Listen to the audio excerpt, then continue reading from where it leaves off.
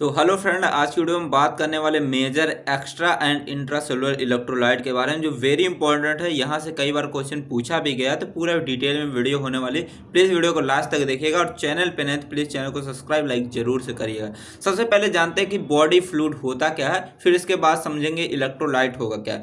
Body fluid का मतलब होता है कि हमारे शरीर के अंदर जो भी लिक्विड वाला मटेरियल प्रेजेंट हो उसको हम क्या बोलेंगे, बॉडी फ्लूइड बोलेंगे। जैसे ब्लड हो गया, हमारा यूरिन हो गया, हमारे पसीने हो गए, ये सब हमारे क्या कहलाएंगे, बॉडी फ्लूइड कहलाएंगे। तो यहाँ पे लिखा गया कि it is a fluid which is present inside the body. तो हमारे बॉडी के अंदर जो भी फ्लूइड पाया जाएगा, जो भी लिक्विड मटेरियल पाया जाएगा, वो हमारा कहलाता है बॉडी फ्लूइड कहलाता है। जैसे हमारा ब्लड हो गया, यूरिन हो गया और स्वेट मतलब पसीने हो गए। ठीक है। दूसरा पॉइंट लिखा गया कि हमारी जो बॉडी होती है, आपको पता है कि हमारी बॉडी मांस से बनी हुई है, बोन्स से बनी हुई है, और इसके अंदर हमारे फ्लूइड भी पाए जाते हैं। फ्लूइड जैसे हमारा हमने बोला कि ब्लड हो गया, यूरिन हो गया, स्वेट हो गया, इन सारी चीज़ों से मिलके बना होता है। तो हमारी जो बॉडी होती है 60 से 70% जो होती है, इसमें हमारा बॉडी फ्लूइड ही पाया जाता है। अभी आगे आपको यहाँ पे बताने वाले हैं। ठीक है। तो हमारी जो बॉडी फ्लूइड होती है यह हमारे दो कंपार्टमेंट में डिवाइड होती है। एक पहला कंपार्टमेंट आता है इंट्रासेलुलर फ्लूइड। इंट्रासेलुलर का मतलब होता है, इंट्रा का मतलब होता है अंदर, और सेलुलर का मतलब होता है सेल। फ्लूइड का मतलब होता है लिक्विड। इंट्रा का मतलब क्या बोल देंगे इसको, इन मतलब कि इनसाइड बोल देंगे, अंदर बोल देंगे। ठीक है। और सेलुलर का मतलब होता है सेल। सेल के अंदर जो भी फ्लूइड पाया जाएगा उसको क्या बोलेंगे, हम इंट्रासेलुलर फ्लूइड बोलेंगे। तो यहाँ पे लिखा present inside the cell. Cell के अंदर जो भी पाया जाएगा वो हमारा कहलाएगा इंट्रासेलुलर फ्लूइड। दूसरा आता है हमारा एक्स्ट्रा सेलुलर फ्लूइड। एक्स्ट्रा का मतलब होता है आउटसाइड, मतलब कि बाहर, आउटसाइड। सेलुलर का मतलब क्या होगा, वही सेल होगा। तो सेल के बाहर जो भी हमारा लिक्विड मटेरियल पाया जाएगा वो हमारा कहलाएगा एक्स्ट्रा सेलुलर फ्लूइड कहलाएगा। समझ गए इतना। आइए थोड़ा और आपको यहाँ पे डिटेल में बता देते हैं। जैसे मान लीजिए ये हमारी सेल है। अब इस सेल के अंदर, ये हमारा सेल है, कई सारी सेल यहाँ पे हैं। अब सेल के अंदर जो भी हमारा लिक्विड वाला मटेरियल सेल के अंदर इस तरीके से पाया जाएगा वो हमारा क्या कहलाएगा, वो कहलाएगा इंट्रासेलुलर फ्लूइड कहलाएगा। अब देखिए दूसरा आता हमारा extra cellular fluid. Extra cellular fluid उसको बोलते हैं जब हमारा कोई भी फ्लूइड सेल के बाहर प्रेजेंट रहेगा। सेल के बाहर कहने का मतलब यहाँ पे किनारे किनारे ऐसे हमारा बाहर बाहर प्रेजेंट रहेगा, तो वो हमारा क्या कहलाएगा, ये हमारा कहलाएगा पूरा एक्स्ट्रा सेलुलर फ्लूइड कहलाएगा। समझ गए इतनी सारी बातें। आई होप आपको सभी कॉन्सेप्ट क्लियर हो गए होंगे। अब यहाँ पे समझते हैं जो हमारा एक्स्ट्रा सेलुलर फ्लूइड होता है ये हमारे दो पार्ट में डिवाइड होता है। इसमें हमारा पाया जाता है इंटरस्टीशियल फ्लूइड, जिसको हम टिश्यू फ्लूइड भी बोलते हैं। इसका दूसरा नाम क्या है, टिश्यू फ्लूइड, मैंने ब्लड वाले चैप्टर में बताया है। ठीक है। और दूसरा हमारा होता है प्लाज्मा। होता है प्लाज्मा जो हमारे ब्लड में प्रेजेंट होता है, आपको पता है, मैंने एचएपी में ये सारी चीज़ें बताई हैं। अब आइए यहाँ पे डायग्राम से समझते हैं। जो डायग्राम में यहाँ पे दिया गया है इसको समझते हैं। थोड़े अपने चेहरों को करते हैं किनारे। ठीक है। तो यहाँ पे देख सकते हैं हमारा, मान लीजिए ये हमारी पूरी बॉडी, इस तरीके से हमारी पूरी बॉडी है। अब हमारे बॉडी में मैंने बोला कि क्या क्या चीज़ें होंगी, हमारा बोन्स मतलब कि सॉलिड वाला पार्ट होगा, हमारी मांस होंगे, ये सारी चीज़ें होंगी, और इसके अलावा क्या होंगे, लिक्विड वाला होगा। तो यहाँ पे देख सकते हैं ये हमारा हो गया सॉलिड पार्ट। सॉलिड का मैंने मतलब बताया क्या, बोन्स, मांस, ये सारी चीज़ें हो गई। अब इसी बॉडी के अंदर क्या पाएंगे, वाटर जैसे मतलब फ्लूइड जैसी चीजें पाई जाएंगी, जिसको हम बोलेंगे क्या, बॉडी फ्लूइड बोलेंगे। और बॉडी फ्लूइड जो होता है टोटल बॉडी का कितना होता है, 50 से 70% हमारा यही पाया जाता है। अब इस बॉडी फ्लूइड में हमारी दो चीजें आती हैं। एक हमारा आता है इंट्रासेलुलर फ्लूइड और दूसरा आता है हमारा एक्स्ट्रा सेलुलर फ्लूइड। इसको हम शॉर्ट फॉर्म में आईसीएफ बोलते हैं। तो आईसीएफ इसको जरूर से याद रखिएगा, और इसको हम बोलते हैं ईसीएफ बोलते हैं। ठीक है, इतना समझ गए। और हमारा जो ईसीएफ मतलब एक्स्ट्रा सेलुलर फ्लूइड होता है, इसी में हमारे दो चीजें आती है। एक हमारा इंटरस्टिशियल फ्लूइड आता है और दूसरा आता है प्लाज्मा होता है। समझ गए। अब देखिए यहाँ पे एक आता है इंटरस्टिशियल फ्लूइड आता है, जिसको टिश्यू फ्लूइड भी बोलते हैं। टिश्यू फ्लूइड का मतलब आपको मैंने जब ब्लड में लिम्फ का फॉर्मेशन कैसे होता है वहां पे मैंने जब पढ़ाया था, वहां पे मैंने इसको डिटेल में बताया है। ठीक है। तो इंटरस्टिशियल का फ्लूइड का मतलब होता है, मान लीजिए ये हमारी ब्लड वेसल्स है। अब इस ब्लड वेसल्स के अंदर जो भी हमारा मटेरियल क्या होगा, लीक आउट होके हमारे जो टिश्यू रहेंगे, टिश्यू के किनारे किनारे ऐसे चले जाएंगे, वो हमारा क्या कहलाएगा, वो कहलाएगा टिश्यू फ्लूइड या इंटरस्टिशियल फ्लूइड कहलाएंगे। समझ गए इतनी सारी चीजें। अब आइए आगे बढ़ते हैं। लेकिन आपके माइंड में एक क्वेश्चन और चल रहा होगा, सर हम जो है body fluid, electrolyte, intracellular, extra cellular, ये सारी चीजें क्यों पढ़ रहे हैं। ठीक है, ये सारी चीज़ों का जवाब अभी आगे आपको मिलने वाला। प्लीज़ वीडियो को लास्ट तक जरूर से देखिएगा, बहुत ही इंटरेस्टिंग तरीके से आपको सारी चीज़ें बताने वाला है। ठीक है, तो बॉडी फ्लूइड क्या होता है मैंने बता दिया। अब इसी बॉडी फ्लूइड में हमारे क्या पाए जाते हैं, हमारे पाए जाते हैं इलेक्ट्रोलाइट पाए जाते हैं। कौन से इलेक्ट्रोलाइट, इंट्रासेलुलर इलेक्ट्रोलाइट और एक्स्ट्रासेलुलर इलेक्ट्रोलाइट पाए जाते हैं। समझ गए इतनी सारी चीजें। इंट्रासेलुलर एक्स्ट्रासेलुलर क्या होता है, मैंने ऊपर ही कॉन्सेप्ट आपको बता दिए है। आप समझते हैं इलेक्ट्रोलाइट होता क्या है। इलेक्ट्रोलाइट का मतलब होता है, इलेक्ट्रोलाइट हमारे दो वर्ड से मिलकर बने होते हैं, इलेक्ट्रो प्लस लाइट। इलेक्ट्रो का मतलब होता है इलेक्ट्रिसिटी और लाइट का मतलब होता है ब्रेक डाउन होना। इलेक्ट्रिसिटी अब यहाँ पे माइंड में नहीं चलाइएगा कि वो लाइट वाला इलेक्ट्रिसिटी, उसको नहीं चलाना, ठीक है। इलेक्ट्रो का मतलब होता है इलेक्ट्रिसिटी, इसका मतलब होता है आयंस। आयन मतलब कि कौन से आयन, हमारे जो पॉजिटिव आयन होते हैं और निगेटिव आयन, ये आपको सोचने हैं, समझ गए।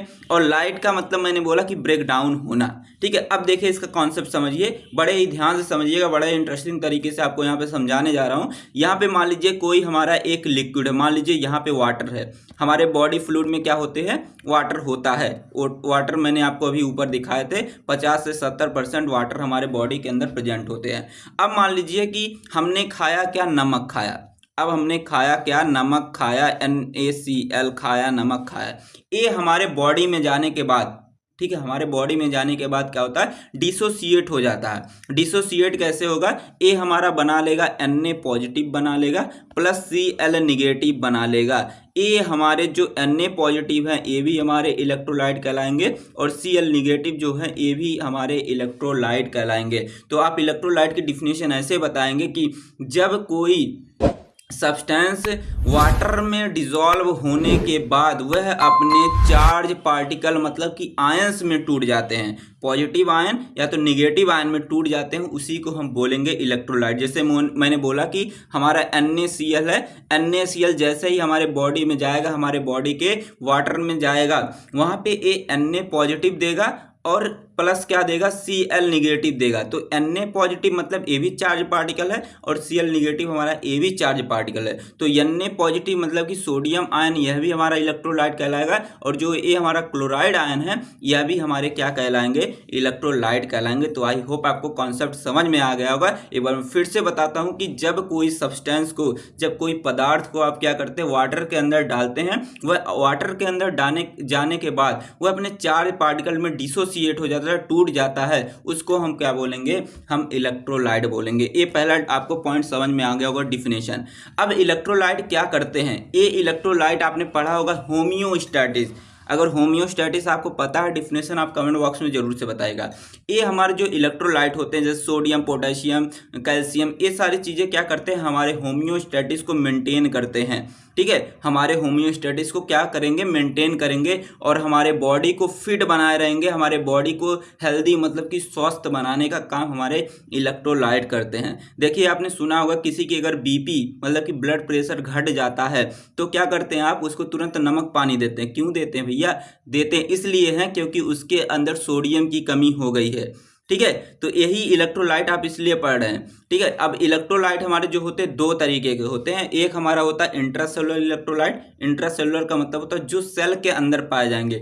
ऐसे इलेक्ट्रोलाइट जो सेल के अंदर होंगे, जैसे सोडियम है ये सेल के अंदर हो गया, क्लोराइड है ये सेल के अंदर है, तो ये हमारे क्या कहलाएंगे, इंट्रासेलुलर इलेक्ट्रोलाइट कहलाएंगे। दूसरा आता है हमारा extra cellular electrolyte. Extra cellular electrolyte कहने का मतलब होता है जो सेल के बाहर होंगे। ये मान लीजिए सेल है, सेल के बाहर जो रहेंगे, जैसे हमारा कैल्शियम हो गया, मैग्नीशियम हो गया, ये सारे हमारे क्या सेल के बाहर हैं, तो ये हमारे कहलाएंगे एक्स्ट्रा सेलुलर इलेक्ट्रोलाइट कहलाएंगे। कॉन्सेप्ट समझ में आ गया सारी चीजें।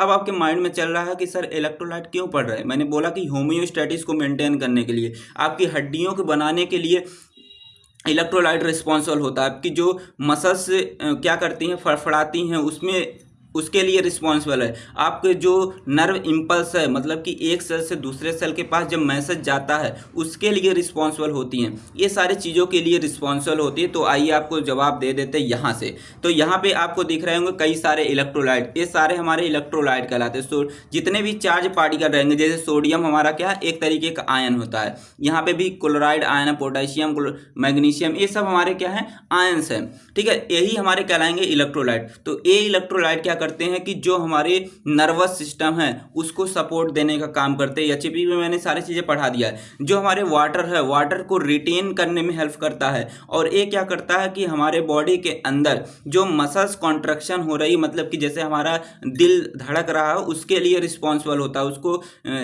मतलब कि धड़काने में हेल्प करता है सारी चीज़ें, ठीक है। और क्या करता है कि हमारे बॉडी में जो भी चीज़ें मेंटेन करने का काम हमारे यही इलेक्ट्रोलाइट ही करते हैं। तो ये सारी चीज़ इस मतलब कि काम करने के लिए हमारे इलेक्ट्रोलाइट रिस्पॉन्सिबल होते हैं, ठीक है। अब यहाँ पे देखना है कि कौन कौन से मेजर इलेक्ट्रोलाइट्स हमारे होते हैं। मेजर का मतलब होता है ज़्यादातर हमारे बॉडी के अंदर ये पाए जाते हैं। तो हमारे बॉडी के अंदर दो तरीके के इलेक्ट्रोलाइट मैंने बोला, एक इंट्रासेलुलर, एक एक्स्ट्रा सेलुलर, ठीक है। आगे अभी आप देखते चलेंगे। तो हमारे बॉडी में दो फॉर्म में इलेक्ट्रोलाइट प्रेजेंट होते हैं, एक कटायन के फॉर्म में, एक अनायन के फॉर्म में। कटायन का मतलब होता है पॉजिटिव चार्ज, ठीक है, और अनायन का मतलब होता है निगेटिव चार्ज। समझ गए?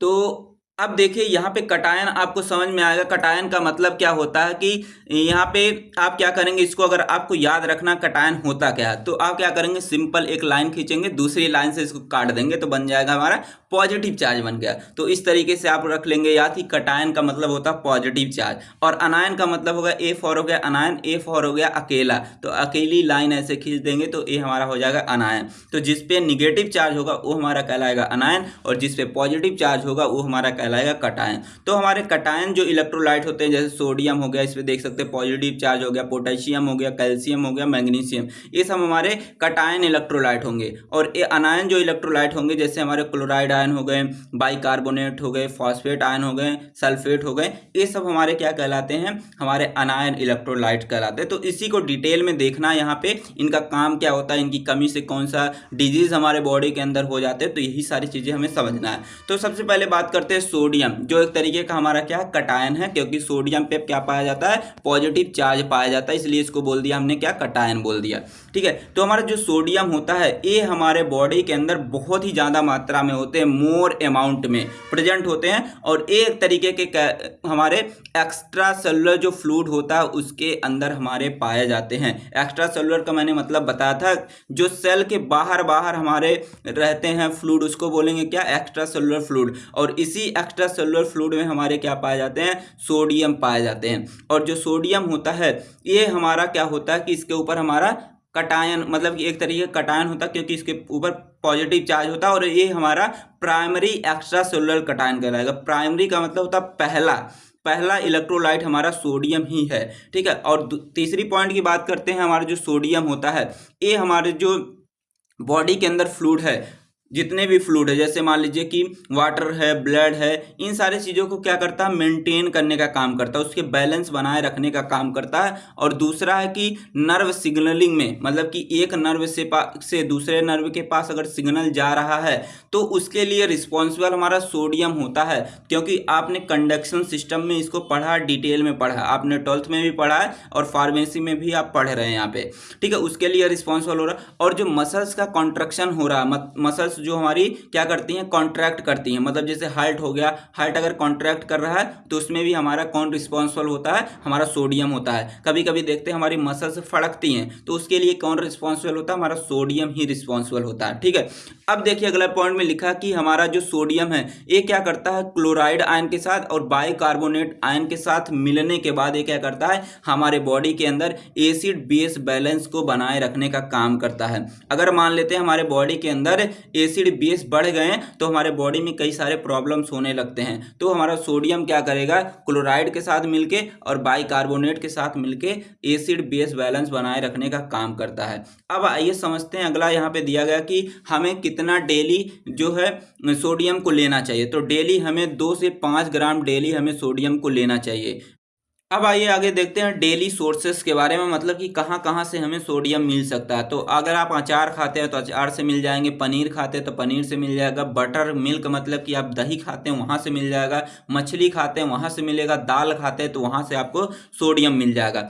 अब देखते हैं अगर हमारे बॉडी के अंदर सोडियम घट जाता है या बढ़ जाता है तो क्या चीज़ें हो जाएंगी। अगर हमारे बॉडी के अंदर सोडियम का लेवल लो मतलब कि कम हो जाता है तो हमें हो जाता है हाइपोन्यूट्रीमिया हो जाता है। तो यहाँ पे लिख लेना आपको हाइपोन्यूट्रीमिया। ठीक है, न्यूट्रीमिया का स्पेलिंग यहाँ से आप ले जाके यहाँ पे ऐड कर लेंगे। यहाँ पे मुझसे गलती से मिस्टेक हो गया है, ठीक है, इसको आप सही कर लीजिएगा। अब देखते हैं दूसरे पॉइंट में लिखा गया, अगर सोडियम का लेवल अगर हमारे बॉडी के अंदर बढ़ जाता है उस कंडीशन को हम क्या बोलते हैं, हाइपर न्यूट्रीमिया बोलते हैं। क्योंकि हाइपो का मतलब होता है लो होना और हाइपर का मतलब क्या होता है, ज्यादा होना। हाइपर मतलब ज्यादा होना और न्यूट्रीमिया का मतलब होता है सोडियम का लेवल। ठीक है, तो सोडियम का लेवल बढ़ जाएगा तो हाइपर न्यूट्रीमिया और घट जाएगा तो क्या लिख देंगे, हाइपोन्यूट्रीमिया लिख देंगे। समझ गए।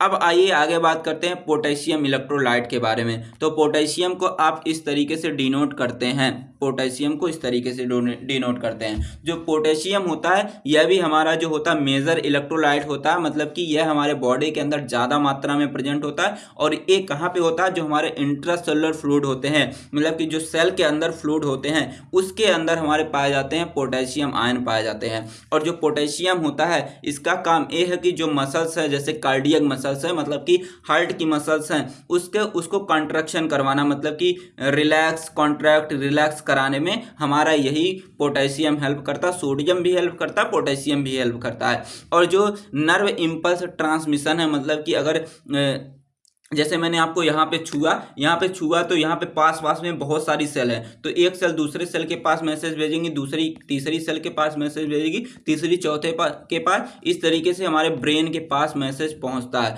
तो उसमें भी हमारा हेल्प कौन करता है, पोटेशियम हेल्प करता है। और आगे देखते हैं कि हमारा जो पोटेशियम होता है आपको डेली कितनी लेनी चाहिए। तो पोटेशियम आपको डेली जो है 3.5 ग्राम डेली लेना चाहिए। ठीक है, अब देखते हैं डाइटरी सोर्स, मतलब कि कहाँ कहाँ से आपको पोटेशियम मिल सकता है। सबसे पहला है कि बनाना से आपको मिल सकता है, ऑरेंज अगर खाते हैं तो उससे मिल जाएगा, बीन्स खाते हैं उससे, और पोटैटो खाते हैं तो उससे भी आपको पोटेशियम मिल जाएंगे। अब आइए आगे देखते हैं कि अगर हमारे बॉडी के अंदर पोटेशियम का लेवल कम हो जाता है तो उसको हम बोलते हैं हाइपोकैलेमिया बोलते हैं। ठीक है, कैलेमिया का मतलब कैल्शियम नहीं सोचिएगा, ठीक है, कैल्सीमिया उसको बोलते हैं। कैलेमिया का मतलब होता है पोटेशियम का लेवल अगर घट जाता है, हाइपो का मतलब होता है कम होना, लो होना। ठीक है, पोटेशियम का लेवल घटा तो उसको आप बोल देंगे हाइपोकैलेमिया बोल देंगे। अगर बॉडी के अंदर हमारे क्या बढ़ गया, पोटेशियम की मात्रा बढ़ गई तो उसको क्या बोल देंगे, आप हाइपर कैलेमिया बोल देंगे। क्योंकि हाइपर का मतलब होता है हाई होना और कैलेमिया का मतलब होता है पोटेशियम की मात्रा बढ़ी तो उसको क्या बोलेंगे, हम हाइपर कैलेमिया बोलेंगे। अब अगला आता हमारा calcium calcium electrolyte very important है। एक बार तो यही ही पूछ लिया गया था एग्जाम में कि कैल्शियम इलेक्ट्रोलाइट को आप एक्सप्लेन करिए। ठीक है, तो इसको ध्यान से देखिएगा, बहुत ही आगे आपको काम आने वाला। अगले आप सीनियर क्लासेस में जाएंगे उसमें आपको बहुत ही काम आएगा। तो हमारा जो कैल्शियम होता है इसको आप कैसे डिनोट करते हैं, Ca डबल पॉजिटिव। ठीक है, दो इससे पॉजिटिव चार्ज होते हैं। तो हमारा जो कैल्शियम होता है एक तरीके का हमारा एक्स्ट्रा सेलुलर फ्लूइड में यह हमारा पाया जाता है। ठीक है, एक्स्ट्रा सेलुलर फ्लूइड में ये पाया जाएगा। और जो हमारा कैल्शियम होता है आपको पता है कि हमारे जो दांत हैं, दांतों में भी कैल्शियम पाया जाता है, जो बोन्स है उसमें भी कैल्शियम पाया जाता है। तो ये बोन्स को बनाने के लिए भी हेल्प करता है और ब्लड के क्लॉटिंग में भी हेल्प करता है, क्योंकि मैंने ब्लड क्लॉटिंग वाले में बताया भी है। तो बोन्स में भी हमारा यह पाया जाता है और दांतों में भी कैल्शियम पाया जाता है। और इसका मेन काम है, इंपॉर्टेंट रोल ये है कि ये क्या करता है कि जो मसल्स कॉन्ट्रैक्शन हो रही, मतलब कि जो हार्ट का कॉन्ट्रैक्शन हो रहा है, जो हार्ट हमारा क्या कर रहा, पचक रहा, फूल रहा, तो उसमें भी हमारा कैल्शियम इंपॉर्टेंट रोल प्ले करता है। आप आगे जाएंगे पढ़ेंगे कैसे हमारा कैल्शियम करता है। ठीक है, फिर जो ब्लड क्लॉटिंग में भी हमारा हेल्प यही करता है। जो ब्लड का थक्का जमता, अगर हमें कहीं पे चोट लग जाती है ऊपर आके, तो उसमें भी हेल्प हमारा कैल्शियम करता है। मैंने HAP वाले वीडियो में बताया, वहां पे जाके जरूर से देख लीजिएगा, ब्लड क्लॉटिंग वाला। ठीक है, अब देखिए डेली रिक्वायरमेंट, मतलब कि डेली हमें कितना लेना चाहिए। तो डेली आपको 1000 mg आपको डेली लेना चाहिए इसको। ठीक है, अगला आता हमारा डाइटरी सोर्स, मतलब कहाँ कहाँ से मिल सकता है। अगर आप मिल्क पीते हैं तो वहाँ से मिल सकता है, आप पनीर खाते हैं वहाँ से, ग्रीन वेजिटेबल खाते हैं वहाँ से मिल जाएगा, अंडे में मिल जाएगा और मछलियों में मिल जाएगा। समझ गए। अब देखिए, अगर हमारे बॉडी के अंदर कैल्शियम का लेवल लो हो जाता, कम हो जाता, तो उस कंडीशन को हम बोल देंगे हाइपोकैल्सीमिया बोल देंगे। हाइपोकैल्सीमिया, हाइपो का मतलब होता है लो होना, कैल्सीमिया का मतलब होता है कैल्शियम का लेवल। जब कैल्शियम का लेवल कम होगा तो उसको बोलेंगे हाइपोकैल्सीमिया। अगर बढ़ जाएगा कैल्शियम का लेवल तो उसको हम क्या बोल देंगे, हम हाइपर कैल्सीमिया बोल देंगे। अब आइए आगे समझते हैं मैग्नीशियम आयन के बारे में। तो इसको हम डिनोट करते हैं Mg डबल पॉजिटिव से डिनोट करते हैं, ये आपने देखा है। ठीक है, तो हमारा जो मैग्नीशियम होता है ये हमारा जो होता है एक तरीके का इंट्रासेलुलर इलेक्ट्रोलाइट होता है, मतलब कि ये सेल के अंदर पाए जाएंगे। ठीक है, और ये हमारा जो मैग्नीशियम होता है ये हमारे बोन और दांत जो होते हैं इसमें बनाने में हेल्प करते हैं। जो हमारे दांत बन रहे हैं, जो बोन बन रहे हैं, तो हमारे किसके हेल्प से हो रहे हैं? हमारे मैग्नीशियम आयन का उसमें कुछ ना कुछ रोल है। और जो ग्लूकोज का मेटाबॉलिज्म हो रहा है, ग्लूकोज का मेटाबॉलिज्म हो रहा है, तो वह भी उसमें भी हमारा रोल कौन प्ले कर रहा है? मैग्नीशियम आयन ही कर रहा है। अगर मान लेते हैं ग्लूकोज का मेटाबॉलिज्म होगा ही नहीं, मैग्नीशियम अगर करता ही नहीं, तो हमारे ब्लड का शुगर लेवल बढ़ जाएगा, तो हमें डायबिटीज हो जाएगी। समझ गए? अब देखिए डेली रिक्वायरमेंट कितनी होनी चाहिए? 270 से 350 mg आपको डेली लेनी है मैग्नीशियम को। और डाइटरी सोर्स मतलब कहाँ कहाँ से मिल सकता है? अगर आप नट खाते हैं तो वहाँ से मिल जाएगा। नट मतलब अखरोट, ग्रेन मतलब कि आप जो गेहूं हो गया, मतलब कि जो अनाज है वहाँ से मिल जाएगा। ग्रीन वेजिटेबल है वहाँ से आपको मिल जाएगा। अब देखिए अगर हमारे बॉडी के अंदर मैग्नीशियम का लेवल कम हो जाता तो उस कंडीशन में हो जाता है हाइपोमैग्नीसीमिया हो जाएगा। ठीक है, हाइपो का मतलब लो होना, मैग्नीसीमिया का मतलब होता है मैग्नीशियम लेवल। ठीक है, अगर ज़्यादा हो जाता तो उस कंडीशन को बोलते हैं हम हाइपर मैग्नीसीमिया बोलते हैं। समझ गए? आगे समझते हैं हमारा क्लोराइड आता है। ठीक है, अभी आप ऊपर देख रहे थे किसके बारे में? आप देख रहे हैं कटायन के बारे में। अब यहाँ से हमारा स्टार्ट होता है अनायन, तो इसको हम Cl नेगेटिव से डिनोट करते हैं। तो ये हमारा जो पाया जाता है हमारा एक्स्ट्रा सेलुलर फ्लूइड में पाया जाता है, मतलब एक तरीके का ये हमारा एक्स्ट्रा सेलुलर इलेक्ट्रोलाइट होता है। और ये हमारा जो क्लोराइड होता है ये हमारे बॉडी के अंदर एसिड बेस बैलेंस को बनाए रखने का काम करता है। आपने ऊपर भी देखा था जब सोडियम को पढ़ रहे थे, वहाँ पे हमारा सोडियम क्लोराइड के साथ मिलकर क्या करता था? एसिड बेस बैलेंस को बनाए रखने का काम करता था। तो हमारा क्लोराइड क्या करेगा? एसिड बेस बैलेंस को बनाए रखने का काम करेगा। और जो ऑस्मोटिक प्रेशर होता है उसको भी मेंटेन बनाए रखने का काम करता है। अगर ऑस्मोटिक प्रेशर घट जाता बढ़ जाता, तो आपने पढ़ा था इसके पहले वाले वीडियो में किसमें? आइसोटोनिक हाइपरटोनिक वाले में। तो वही ऑस्मोटिक प्रेशर अगर हमारा बढ़ जाता है या घट जाता है तो हाइपरटोनिक और हाइपोटोनिक कॉज कर सकता है। अब देखिए डेली रिक्वायरमेंट कितनी है? 2.3 ग्राम आपको डेली इसको लेना है। आपको कहाँ कहाँ से मिल सकता है? आपको अगर सी सॉल्ट मतलब समुद्र का अगर सॉल्ट है वहाँ से आपको मिल जाएगा। टमाटो मतलब टमाटर से, और वेजिटेबल से मिल जाएंगी आपको क्लोराइड आयन। ठीक है, अब समझते हैं यहाँ पे अगर हमारे बॉडी के अंदर क्लोराइड का लेवल घट जाता तो उस कंडीशन को हम बोलते हैं हाइपोक्लोरीमिया बोलते हैं। ठीक है, हाइपो का मतलब लो होना, क्लोरीमिया का मतलब होता है क्लोराइड का आयन। ठीक है, अगर बॉडी के अंदर बढ़ जाता है तो उसको हम क्या बोलते हैं? हाइपर क्लोरीमिया बोलते हैं। हाइपर का मतलब होता है ज़्यादा होना, क्लोरीमिया का मतलब होता है क्लोराइड आयन। ठीक है, समझ गए? अब आगे समझते हैं फॉस्फेट आयन के बारे में। ठीक है, फॉस्फेट जो होता है हमारा एक तरीके का हमारा इंट्रासेलुलर फ्लूइड में ये प्रेजेंट होता है, मतलब एक तरीके का इंट्रासेलुलर इलेक्ट्रोलाइट होता है। ये क्या करता है कि हमारा जो एसिड बेस बैलेंस है हमारे बॉडी के उसको बनाए रखने का काम करता है। अगर हमारे बॉडी का एसिड बेस बैलेंस नहीं मेंटेन रहता तो एसिडिटी बढ़ सकती है। ठीक है, बेसिसिटी भी बढ़ सकती है, बेसिसिटी घट सकती है, एसिडिटी भी घट सकती है, ये सारी चीज़ें हो सकती है। फॉस्फेट क्या करता है? उसको मेंटेन बनाए रखने का काम करता है। और हमारे जो फॉस्फेट आयन होते हैं ये हमारे दांतों में प्रेजेंट होते हैं और हमारे बोन्स में प्रेजेंट होती हैं। यह भी मैंने चीज़ें बताई हैं कहाँ पे? जब मैंने बोन्स के बारे में स्केलेटन सिस्टम में पढ़ाया था तो वहाँ पर मैंने बताया था क्या रोल होता है फॉस्फेट का। अब डेली रिक्वायरमेंट कितनी होनी चाहिए? 700 mg आपको डेली आपको फॉस्फेट आयन लेनी है। ठीक है, अगर आप नहीं लेते हैं या आप ज़्यादा ले लेते हैं क्या चीज़ें हो जाएंगी आगे बताते हैं। डेली सोर्सेज मतलब कहाँ कहाँ से मिल सकता है? तो दूध पीते हैं वहाँ से मिल जाएगा, मीट खाते हैं, मांस खाते हैं या नट आप खाते हैं तो वहाँ से आपको मिल जाएगा। ठीक है, आगे समझते हैं। यहाँ पे दिया गया अगर हमारे बॉडी के अंदर फॉस्फेट की कमी हो जाती है तो उस कंडीशन को हम बोलते हैं हाइपोफॉस्फेटीमिया बोलते हैं। हाइपोफॉस्फेटीमिया बोलते हैं। अगर बढ़ जाता है हमारे बॉडी के अंदर इसकी मात्रा तो उसको बोलते हैं हाइपरफॉस्फेटीमिया बोलते हैं। समझ गए? आगे समझते हैं बाइकार्बोनेट आयन के बारे में। बाइकार्बोनेट वेरी इंपॉर्टेंट है। ठीक है, वेरी इंपॉर्टेंट। आगे आप पढ़ेंगे जब सीनियर क्लास में जाएंगे वहाँ पे बहुत ही इंपॉर्टेंट रोल प्ले करता है। तो हमारा बाइकार्बोनेट आयन जो होते हैं एक तरीके के हमारे एक्स्ट्रा सेलुलर फ्लूइड में पाए जाते हैं, मतलब कि ये हमारे एक्स्ट्रा सेलुलर इलेक्ट्रोलाइट होते हैं। ये भी क्या करते हैं? हमारे बॉडी का जो एसिड बेस बैलेंस है उसको बनाए रखने का काम करते हैं। और ये क्या करते हैं? जो हमारे सेंट्रल नर्वस सिस्टम होता है मतलब कि जो CNS होता है उसके जो टिश्यू, उसमें जो टिश्यू पाए जाते हैं उसको सुरक्षा देने का काम हमारे बाइकार्बोनेट आयन करते हैं। और जो डेली रिक्वायरमेंट होता है, मतलब कि आपको 100 से 400 mg आपको डेली इसको लेना है। और इसका जो सोर्स है आपको फ्रूट से, मतलब फल से मिल सकते हैं, वेजिटेबल सब्जियों से मिल सकते हैं, दूध से मिल सकते हैं, नट से मिल सकते हैं, और सीड मतलब बीज से आपको मिल सकते हैं।